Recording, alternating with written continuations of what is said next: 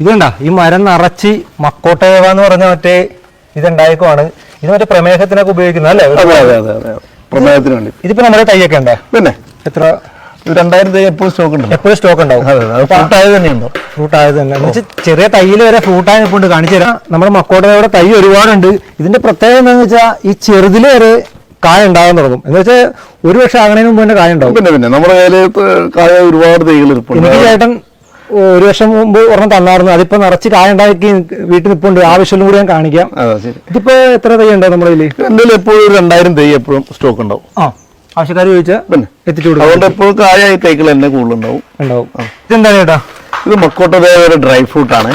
നമ്മൾ അതിന്റെ ഇപ്പൊ കണ്ടല്ലോ, നേരത്തെ കണ്ട ചുവന്ന ഫ്രൂട്ടിന്റെ ഉള്ളിലെ കുരു കളഞ്ഞ് അരിഞ്ഞ് ഡ്രയറിൽ ഉണക്കിയതിന് ശേഷം പാക്ക് ചെയ്തിട്ടുള്ള. ഇത് എന്തിനാ ഉപയോഗിക്കുന്നത്? ഇത് ഷുഗറിന്, യൂറിക് ആസിഡ് ഇതിനൊക്കെ ആണ് ഇപ്പൊ ഉപയോഗിച്ചത്. അത്യാവശ്യം എല്ലാവർക്കും അറിയാവുന്ന ഒരുപാട് ആളുകൾ ഇങ്ങനെ ഉപയോഗിച്ചു. റിസൾട്ട് ഉള്ളതാണ്. ഇതെന്താ സംഭവം? ഇത് ഗാൽഫ്രൂട്ടിന്റെ സീഡാണ്.